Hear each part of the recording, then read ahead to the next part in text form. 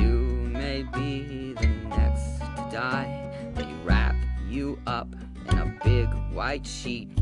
From your head down to your feet, they put you in a big black box and cover you up with dirt and rocks. And all goes well for about a week, and then your coffin begins to leak, and the worms crawl in, the worms crawl out, the worms play pinochle on your snout.